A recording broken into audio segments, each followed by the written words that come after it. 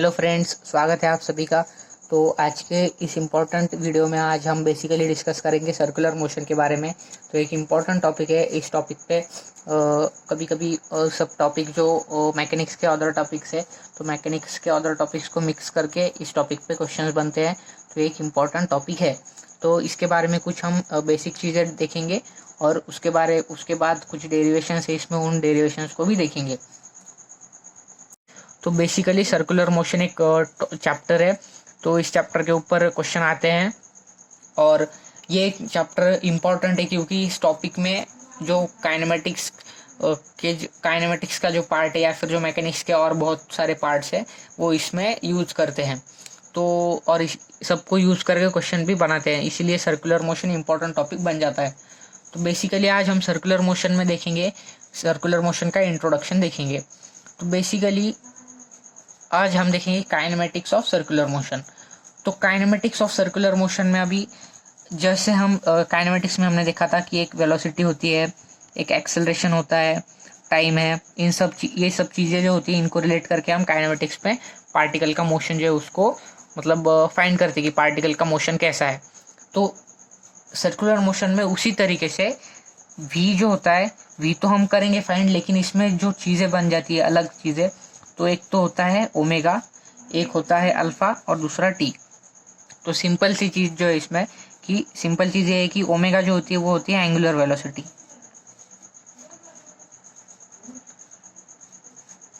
Alpha होता है angular acceleration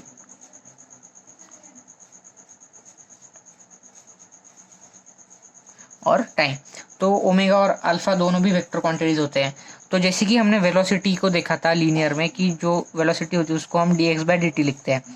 dx/dt का मतलब क्या होता है कि जो डिस्टेंस है वो किस रेट से चेंज हो रहा है, rate of change of displacement with respect to time, यानी कि रेट ऑफ चेंज आया तो टाइम के रिस्पेक्ट में होता है, तो rate of change of displacement, तो उसी को हम कहते हैं वेलोसिटी। तो बेसिकली वेलोसिटी क्या होती है कि एक पार्टिकल उसकी जो डिस्प्लेसमेंट है वो किस मतलब कैसे टाइम के साथ चेंज हो रही है, तो उसी से हमें वेलोसिटी पता लगती है। तो सिमिलरली ओमेगा जो है, ओमेगा को हम लिखते हैं d(θ/dt)। तो अभी हम देखेंगे d(θ) क्या है इसमें। तो जब पार्टिकल है, अभी सर्कुलर मोशन में देख रहे हैं, तो सर्कुलर मोशन में पार्टिकल तो सर्कल में मूव करेगा। एक r रेडियस का सर्कल हमने ले लिया, तो r रेडियस के सर्कल में अगर हम इसको एक y एक्सिस कंसिडर कर लेते हैं और ये x एक्सिस है, तो कोऑर्डिनेट सिस्टम हमने बना लिया। तो xy बनाने के बाद अगर कोई पार्टिकल यहाँ पे अभी सपोज थीटा एंगल पे, तो थोड़े टाइम बाद वो कुछ d(θ) डिस्टेंस मूव करेगा। अगर उसकी वेलोसिटी ये ऐसे मूव कर रहा है पार्टिकल, तो थोड़े टाइम में t टाइम में वो d(θ) डिस्टेंस मूव करेगा। तो ये जो rate of change of theta है ना, इसी को हम कहते हैं ओमेगा, एंगुलर वेलोसिटी की rate of change of theta, यानी कि थीटा की स्पीड से या फिर थीटा का वेरिएशन कैसा है या थीटा कैसे वेरी कर रहा है, तो इसी को हम कहते हैं ओमेगा। तो d(θ/dt) जो है इससे हमें ओमेगा की वैल्यू मिल जाती है। तो बेसिकली ओमेगा जो होता है वो एंगुलर वेलोसिटी होती है, rate of change of angular position जो होती है, एंगुलर पोजीशन यानी थीटा पे जो पोजीशन है पार्टिकल की, उसकी जो पोजीशन चेंज हो रही है एंगुलर पोजीशन, तो उसी को हम कहते हैं एंगुलर वेलोसिटी। तो उम्मीद है आपको समझ में आया होगा। तो बेसिकली अभी हमने ओमेगा देख लिया, उसके बाद में डायरेक्शन को देखते हैं कि ओमेगा की डायरेक्शन कैसी होती है।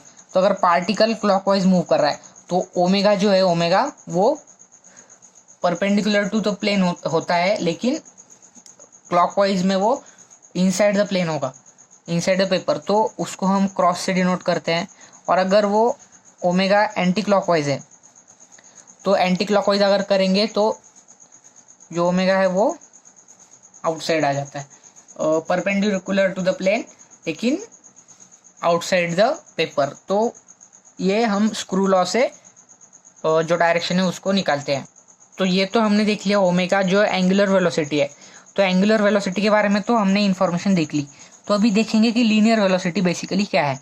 तो अगर पार्टिकल की लीनियर वेलोसिटी हम यहाँ पे ये जो पार्टिकल मूव कर रहा है तो v कंसिडर कर लेते हैं, और जो ये आर्क लेंथ है अगर पार्टिकल की रेडियस आर है और ये जो आर्क लेंथ है इसको हम डेल्टा एस लिखते हैं, तो डेल्टा एस को हम कैसे लिख सकते हैं, डेल्टा एस इक्वल टू, और ये अगर इसको डेल्टा टी कंसिडर कर ले थोड़ी देर के लिए इसको डेल्टा टी कंसिडर कर लिया तो आर इंटू डेल्टा थीटा, तो delta S equal to R into delta theta.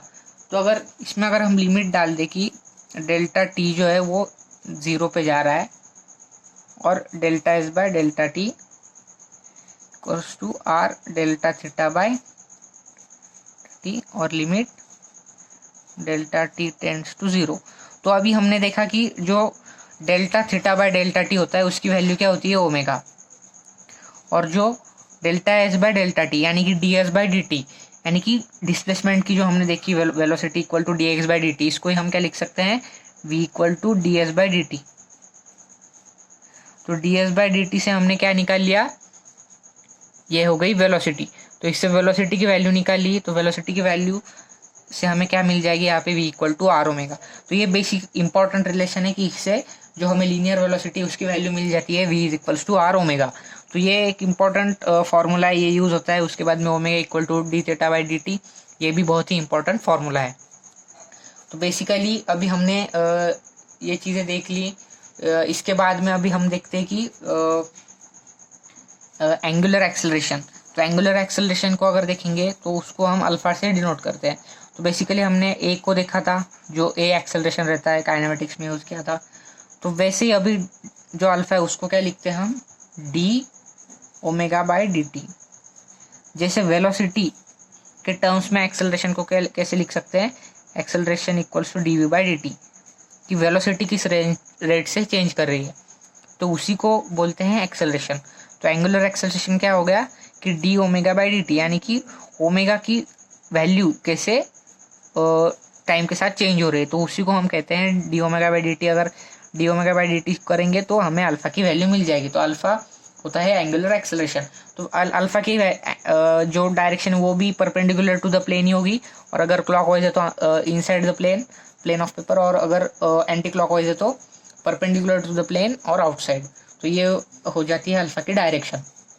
तो ये डिपेंड करेगा कि अगर अल्फा और ओमेगा की वो जो साइन है दोनों का वो अगर सेम है तो ओमेगा की वैल्यू बढ़ेगी। अगर अपोजिट साइन है, तो अगर ओमेगा क्लॉकवाइज है और अल्फा एंटी क्लॉकवाइज है तो स्पीड घटेगी, जैसे कि एक्सेलरेशन में होता है।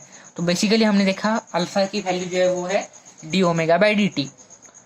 तो D omega by D T के बाद अगर हम देखें कि अल्फा जो है, अल्फा के टर्म्स अल्फा को और ए टी जो है, ए टी क्या होगा, टेंजेंशियल एक्सेलरेशन, यानी कि जो वेलोसिटी पार्टिकल की वेलोसिटी की डायरेक्शन में जो एक्सेलरेशन होगा उसे कहते हैं हम टेंजेंशियल एक्सेलरेशन।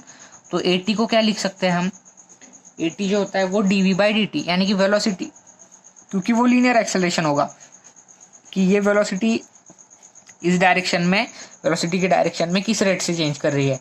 तो D V by D T करेंगे उसको, और v जो है, v की जगह हमने लिख दिया आर ओमेगा।